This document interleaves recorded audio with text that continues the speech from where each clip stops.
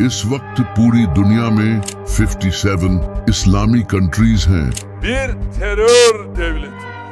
بل لكل الإنسانية نحن تنمية اقتصادية شاملة.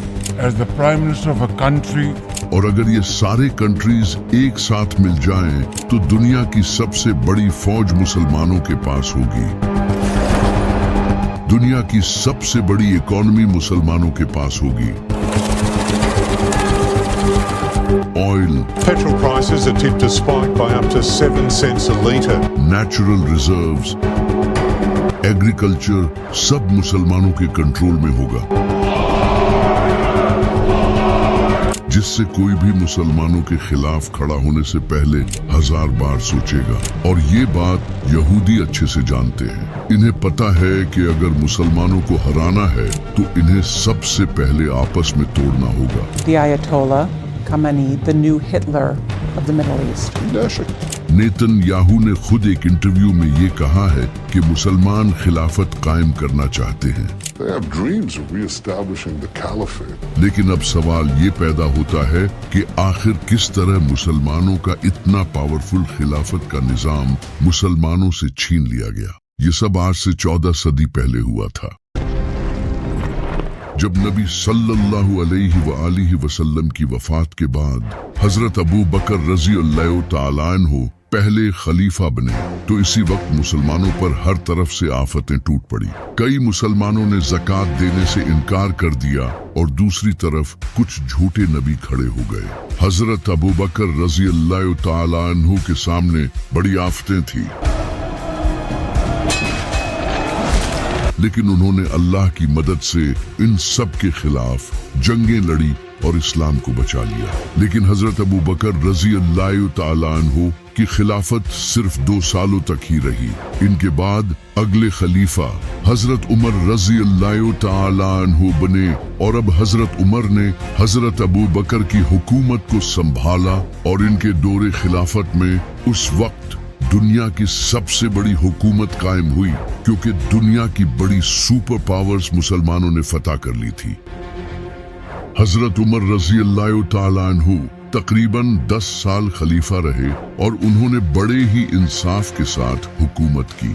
उन्होंने अपनी खिलाफत में 1 रुपए की भी चोरी नहीं होने दी और पूरे निजाम को अच्छे से मैनेज किया। हजरत उमर रजी अल्लाह तआला अन्हु ने खुद सादगी से जिंदगी गुजारी और ईमानदारी से हुकूमत की, क्योंकि खलीफा सिर्फ हुकूमत का नहीं बल्कि दीन का भी मुहाफिज होता है। वो दीन के कानून के मुताबिक सजाएं देता है और वो किसी एक कंट्री का नहीं बल्कि पूरी दुनिया के मुसलमानों का खलीफा होता है और पूरी दुनिया के मुसलमान उसे अपना लीडर मानते हैं। और वो खुद कानून के ऊपर नहीं होता बल्कि इसे एक आम इंसान भी सवाल कर सकता है। जिस तरह हजरत उमर से खुतबे के दौरान ही एक इंसान ने खड़े होकर सवाल किया कि उन्होंने ये जो कपड़ा पहना है वो कहां से आया, जिसके बाद हजरत उमर रजी अल्लाह तआला अन्हु ने इन्हें इसका जवाब दिया। इसी तरह खलीफे पर रिस्पॉन्सिबिलिटी होती है कि उसे कुरान और सुन्नत के मुताबिक हुकूमत करनी पड़ेगी और इस खलीफा के अंडर गवर्नर्स होते हैं जो डिफरेंट इलाकों को मैनेज करते हैं। खलीफा और बादशाह में यही फर्क होता है कि जहां बादशाह के लोग नौकर होते हैं तो वहीं खलीफा लोगों का नौकर होता है। बादशाह अय्याशी की जिंदगी गुजारता है, वहीं खलीफा एक आम आदमी की तरह जिंदगी गुजारता है। जब हजरत अबू बकर खलीफा बने थे तो इमाम अली अलैहिस्सलाम और दूसरे सहाबा ने इनकी तनख्वाह एक आम मजदूर जितनी लगाई थी। इसी तरह खलीफा के इस निजाम में मुसलमानों से सिर्फ 2.5% ज़कात ली जाती है और वो भी सिर्फ अमीर मुसलमानों से। यही ज़कात बैतुल माल में जमा की जाती है और गरीबों से कोई टैक्स नहीं लिया जाता और नॉन मुस्लिम से सिर्फ जिजिया लिया जाता है, जिसके बदले उन्हें हुकूमत की तरफ से प्रॉपर प्रोटेक्शन मिलती है। वो अपने रिलीजन के मुताबिक जिंदगी गुजार सकते हैं और उनके पास हर तरह के राइट्स होते हैं। और जो एग्रीकल्चरल जमीनें मुसलमानों ने नॉन मुस्लिम्स की फतह की होती थी, उन्हें भी लैंड टैक्स के बदले नॉन मुस्लिम्स को वापस कर दिया जाता था, जो मुसलमान भी देते थे लेकिन इन्हें थोड़ा देना पड़ता था। इस तरह इस खिलाफत के निजाम से नॉन मुस्लिम्स भी बहुत खुश थे। इसी तरह दुनिया के बादशाहों की तरह खलीफा अपने बाप की सीट पर नहीं बैठता, बल्कि इसे मुसलमान खुद मशवरे से चुनते हैं, और वो भी ऐसे इंसान को जिसे कुरान और सुन्नत का अच्छे से इल्म हो और वो ईमानदार हो और हुकूमत को संभालना जानता हो। जब मुसलमान किसी ऐसे इंसान को चुन लेते हैं तो सारे मुसलमान एक एक करके उसके हाथ पर बैत करते हैं, जिसका मतलब ये होता है कि वो इस खलीफा का हुक्म मानेंगे, और इस तरह पूरा खिलाफत का निजाम काम करता है।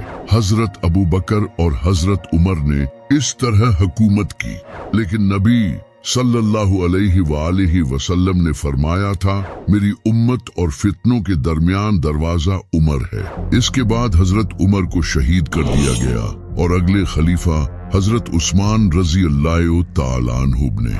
हजरत उस्मान ने अपनी हुकूमत में करप्ट गवर्नर्स लगाए, जिन्होंने करप्शन करना शुरू कर दी। हजरत उस्मान ने 12 साल हुकूमत की, और इन 12 सालों में इन गवर्नर्स ने इनकी हुकूमत पर अपना कंट्रोल जमा लिया, और बाद में यही गवर्नर्स हजरत उस्मान की शहादत की वजह बने। ये वही गवर्नर्स थे जो पहले इस्लाम के दुश्मन थे और अब मुसलमान बनकर दीन को नुकसान पहुंचाना चाहते थे, जैसे कि मरवान, वलीद बिन उतबा और मुआविया।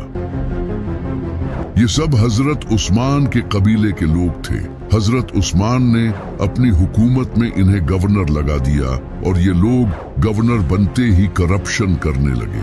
हजरत उस्मान ने 12 साल हुकूमत की, और इन 12 सालों में इन गवर्नर्स ने खूब पैसा खाया और लोग इनकी हरकतों से तंग आने लगे। ये सब देखकर कई सहाबा हजरत उस्मान के खिलाफ खड़े हो गए, जैसे कि हजरत अबू जर गफारी, हजरत अम्मार इब्ने यासिर, हजरत अब्दुल्लाह बिन मसूद और हजरत आयशा रजी अल्लाह ताला अन्हा। ये सब हजरत उस्मान की हुकूमत से खुश नहीं थे, क्योंकि हजरत उस्मान से पहले हजरत उमर के दौरे खिलाफत में 1 रुपए की भी चोरी नहीं होती थी, और अब हालात बिगड़ चुके थे। इनके अलावा भी और बहुत से सहाबा ने हजरत उस्मान के घर को घेर लिया और उन्हें कहा कि वो खिलाफत छोड़ दें। इसी दौरान कुछ लोगों ने हजरत उस्मान को शहीद कर दिया। हजरत उस्मान के बाद अगले खलीफा, मेरे दिल के टुकड़े, मेरी आंखों के नूर, इमाम अली खलीफा बने। इमाम अली ने सबसे पहले इन गवर्नर्स को हटा दिया, लेकिन इनकी तो हराम खाने की आदत बनी हुई थी, वो कैसे हुकूमत छोड़ सकते थे। और इमाम अली अलैहिस्सलाम को खलीफा तो वो बिल्कुल भी बर्दाश्त नहीं कर सकते थे, क्योंकि इमाम अली अलैहिस्सलाम हजरत उमर से भी ज्यादा हुकूमत के मैटर्स में सख्त थे। ये देखकर इन गवर्नर्स ने हजरत उस्मान के खून का इल्जाम इमाम अली अलैहिस्सलाम पर लगा दिया, और इन गवर्नर्स की बातों में सैयदा आयशा रजी अल्लाह ताला अन्हा भी आ गई, और वो इमाम अली अलैहिस्सलाम के खिलाफ खड़ी हो गई, जिसके बाद इमाम अली और हजरत आयशा रजी अल्लाह ताला अन्हा के दरमियान जंग हुई, जिसे जंगे जमल कहते हैं। इसके बाद मुआविया इमाम अली अलैहिस्सलाम के खिलाफ खड़ा हो गया, क्योंकि ये भी वही गवर्नर था जिसे इमाम अली अलैहिस्सलाम ने हटाया था। फिर इमाम अली अलैहिस्सलाम ने इसके साथ जंग की, जिसे जंगे सफीन कहते हैं। इस जंग में मुआविया बच गया, क्योंकि इमाम अली अलैहिस्सलाम ने अपने साथियों के कहने पर इससे अग्रीमेंट कर लिया, लेकिन ये देखकर इमाम अली के अपने साथी ही इनके खिलाफ हो गए, और फिर उन्होंने इमाम अली के साथ जंग की, जिसे जंगे नहरवान कहते हैं। और इस जंग के बाद इन्हीं में से एक खारिज ने इमाम अली अलैहिस्सलाम को शहीद कर दिया। इमाम अली अलैहिस्सलाम की शहादत के बाद अगले खलीफा इमाम हसन अलैहिस्सलाम बने, और वो एक बड़े लश्कर के साथ मुआविया से जंग लड़ने पहुंच गए।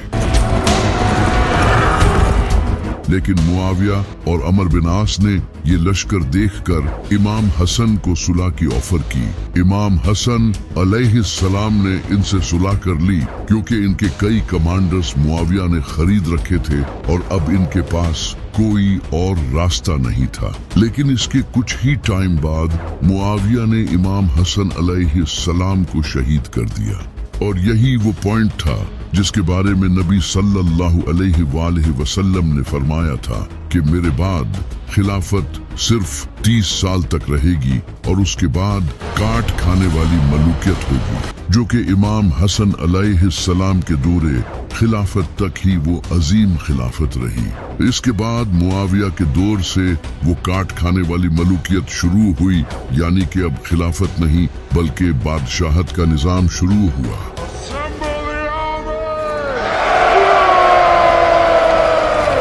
मुआविया ने हुकूमत में आते ही मिंबरों पर इमाम अली अलैहिस्सलाम पर लानतें करवाना शुरू की।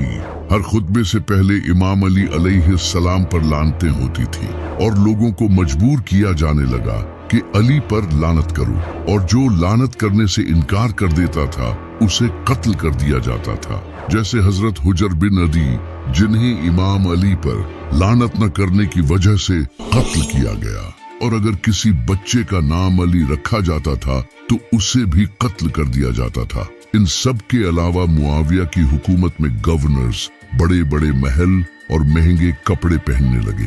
शान की खातिर जहां खिलाफत के टाइम पर इमाम अली अलैहिस्सलाम, हजरत उमर, हजरत अबू बकर, हजरत उस्मान सब सादगी की जिंदगी गुजारते थे, वहीं अब मुआविया के टाइम पर गवर्नर्स बादशाहों की तरह जिंदगी गुजारने लगे। उन्होंने लोगों का माल नाजायज तरीके से लूटना शुरू किया और इंसाफ का सिर्फ नाम ही बाकी रह गया था।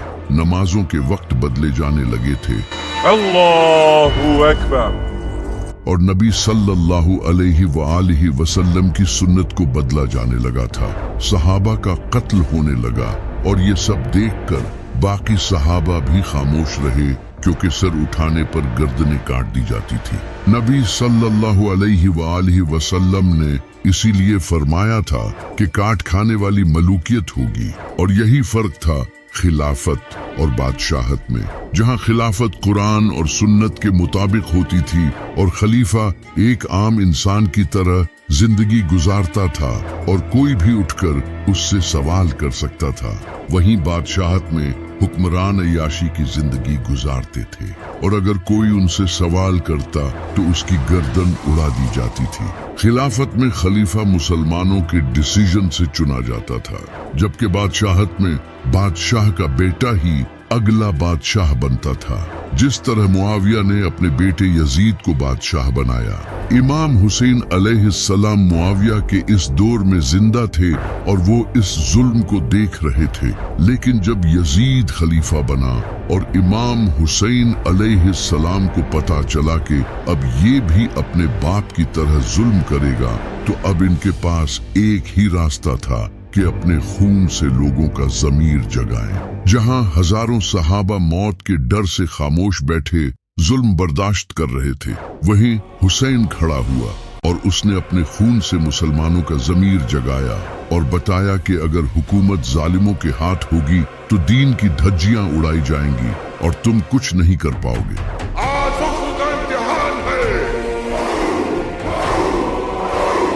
और फिर ऐसा ही हुआ। इमाम हुसैन अलैहिस्सलाम की शहादत से मुसलमान जाग गए और यजीद के खिलाफ जंग की, लेकिन वो भी शहीद हो गए। और इसी तरह यजीद के बाद एक एक करके जालिम बादशाह आते गए और जुल्म यूं ही चलता रहा। लेकिन फिर अल्लाह ने मुसलमानों को खिलाफत का जायका चखाने के लिए एक इंसान को खलीफा बनाया जिसका नाम था उमर बिन अब्दुल अजीज।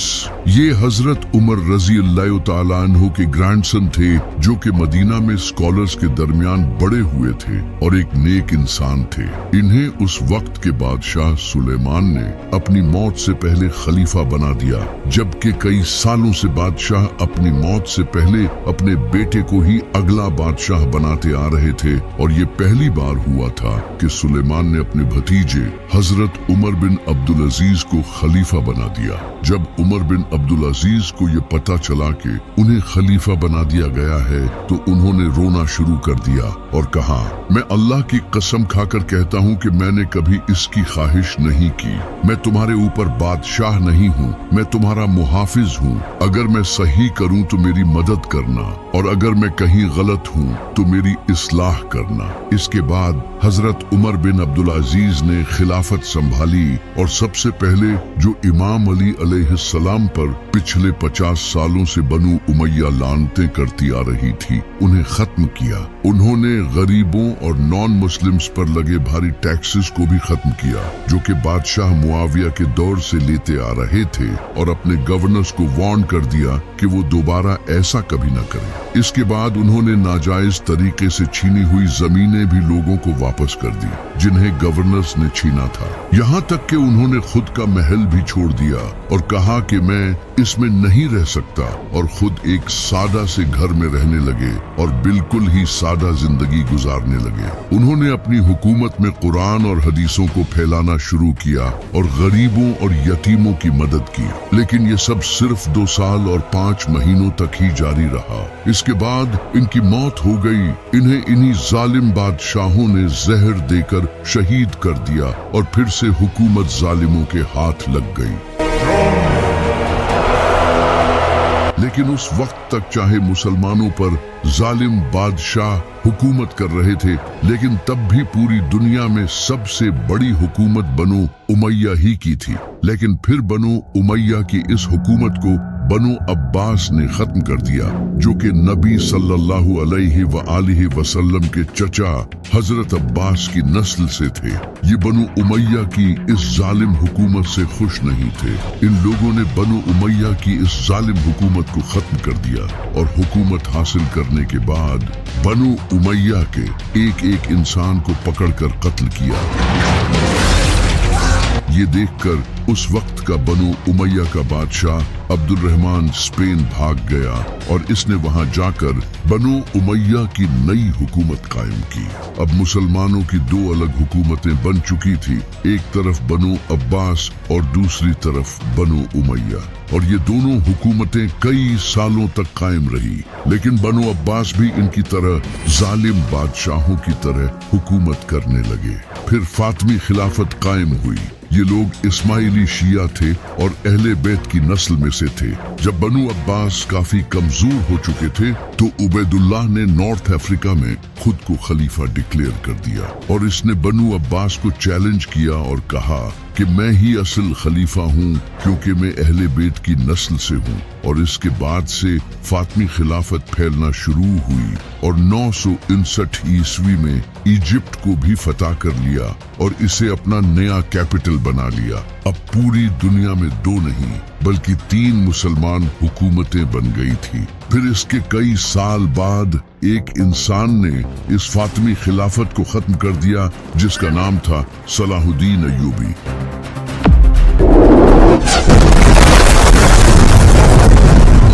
और इसके बाद अय्यूबी खानदान की हुकूमत आई और इस तरह वो अजीम खिलाफत अब टुकड़ों में बट चुकी थी और मुसलमान हुकूमतें एक दूसरे की ही दुश्मन बन चुकी थी।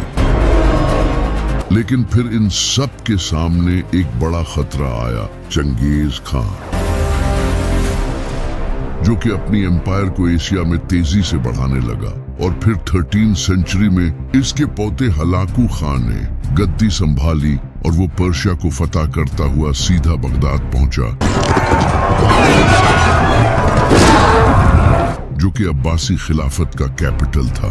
वहां पहुंचकर इसने उस वक्त के अब्बासी खलीफा को सरेंडर करने का कहा, लेकिन उन्होंने सरेंडर करने से इनकार कर दिया। जिसके बाद हलाकू खान ने बगदाद को सीज कर लिया और चाइनीज मशीनों का यूज करके 13 दिनों में इस शहर के डिफेंस को तोड़ दिया।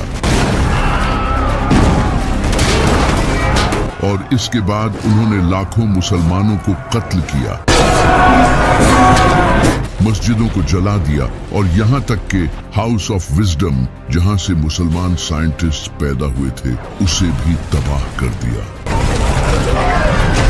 मंगोलों ने और भी कई इस्लामी सल्तनतों को खत्म किया और अब मुसलमान हुकूमतें छोटे टुकड़ों में बंट चुकी थी। फिर इसके बाद ऑटोमन एम्पायर कायम हुई और एक बड़ी इस्लामी एम्पायर बनी जो कि उस वक्त की सबसे पावरफुल इस्लामिक एम्पायर थी और इनके लीडर्स को मुसलमान अपना लीडर मानने लगे थे और अभी भी हुकूमत मुसलमानों के पास थी। यहाँ तक कि फिलिस्तीन भी ऑटोमन एम्पायर के अंडर था। वहीं दूसरी तरफ हिंदुस्तान में मुगलों की हुकूमत थी। इसी तरह ऑटोमन एम्पायर ने कई 100 सालों तक हुकूमत की, लेकिन फिर 17th सेंचुरी में यूरोपियन पावर्स जैसे कि ब्रिटेन और फ्रांस और दूसरे कंट्रीज ने अपनी हुकूमत को फैलाना शुरू किया और उन्होंने मुसलमानों की जमीनें अपने कब्जे में लेनी शुरू की। जैसे कि 18th सेंचुरी में ब्रिटेन की ईस्ट इंडिया कंपनी ने मुगल सल्तनत को हराकर हिंदुस्तान पर कब्जा कर लिया और कई सालों तक हिंदुस्तान के रिसोर्सेज को लूटा। सिर्फ हिंदुस्तान ही नहीं बल्कि ब्रिटेन ने इजिप्ट को भी अपने कब्जे में कर लिया, जो कि ऑटोमन एम्पायर के अंडर था, क्योंकि इजिप्ट की स्वीज कनाल बर्तानिया के लिए बहुत इंपॉर्टेंट थी। यहाँ से दुनिया के शिप्स गुजरते थे।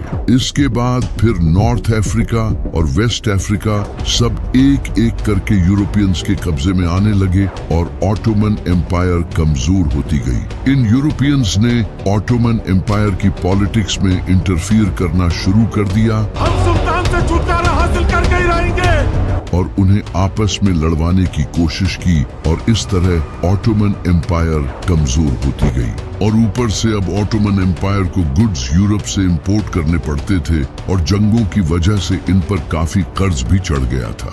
ये सब देखकर सुल्तान अब्दुल हमीद ने अपनी खिलाफत को बचाने की बहुत कोशिश की, लेकिन वो नाकाम रहे। इसके बाद एक यहूदी जिसका नाम था थियोडोर हेर्जल, जो कि एक जायोनिस्ट था, वो ऑटोमन एम्पायर की इस बुरी हालत को देखकर सुल्तान अब्दुल हमीद के पास आया और इसने फिलिस्तीन में यहूदियों के रहने की इजाजत मांगी और बदले में वो ऑटोमन एम्पायर का कर्जा भी उतारने के लिए तैयार था। उस वक्त यहूदियों को फिलिस्तीन में रहने की इजाजत नहीं थी, वो सिर्फ वहां जा सकते थे और उन्हें वहां जाने की इजाजत हजरत उमर ने अपने दौरे खिलाफत में दी थी और सुल्तान अब्दुल हमीद ने भी इन्हें वहां रहने की इजाजत नहीं दी।